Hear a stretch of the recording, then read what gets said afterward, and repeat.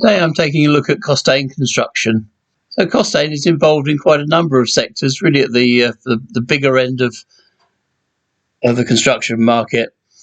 So for rail in the HS2 project, which is why I first probably took an interest in Costain a couple of years ago, it was very much a very massive long-term project. Aviation, particularly in airport building and general running. Highways with the smart motorways, which has been a bit controversial over the last 6 months over safety concerns. Water, energy, and defence as well. So the business is focusing not just on construction, but also on providing project management solutions, and quite a lot of other value-added add-ons as well, which hopefully is going to make quite a difference to the figures.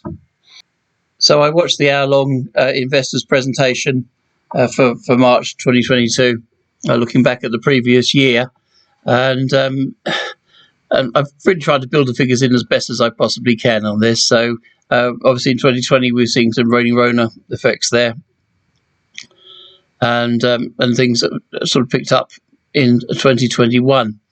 I don't think I've got totally all of the figures there for 2021 from what I can work out from the figures being presented, but the net profit is very small.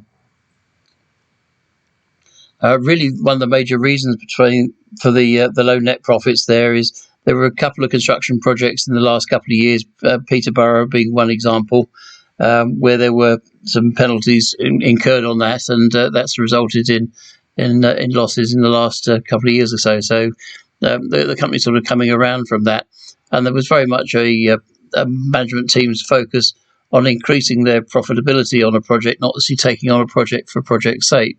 Otherwise, you just end up with massive turnover and little or no profit at the end of the day.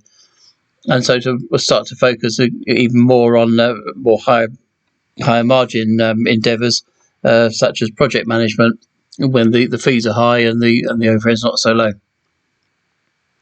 So very much going forward, they're looking for profitable contracts rather than taking contracts on for the sake of it.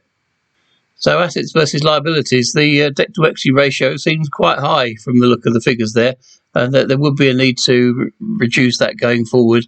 I'm sure they're painfully aware, and again, where we're taking on more profitable projects, then hopefully that debt figure can start to come down. Free cash flow seems to be a mix of the figures. The 2018-2019 figures I've taken from Yahoo Finance. The 2020 and 2021 figures have come from the company's own presentation, which do seem to have a bit of a variation there. So I probably need to recheck on those going forward. But they're indicating from their own presentations that there is some free cash flow available. And capital expenditure, I don't think I've picked up the CapEx figure for this year, or the year just gone as yet. So I have to update that one at a later point. So my calculations, the intrinsic value should be about 140 a share. On the Graham intrinsic calculator, coming in at 152. And jump across to Simply Wall Street, they've got a valuation at 135 a share. So figures, it's maybe a bit undervalued side, potentially so anyway. The share price, when I bought in a couple of years ago, was about 35 pence a share. It did increase up to about the 45-50 pence mark, and has sunk back to the 40 pence and just under mark currently. So there hasn't been a great deal of progress in that in the last couple of years. Let's hope the management team, as it gets past the Peterborough situation and start to improve the figures going forward, then the share price may well start to come to reflect the true value of the business. So there we are on SharePad. There's the share price over the last couple of years. It does imply that it was actually a very good high figure at about the 160 mark, and then something went very badly wrong. So the low figure there at 33 pence a share, and we're currently 39.5.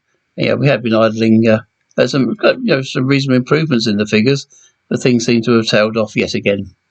So look forward to seeing your comments in the comment section below. Don't forget to like, comment and subscribe, and we'll catch up with you again soon.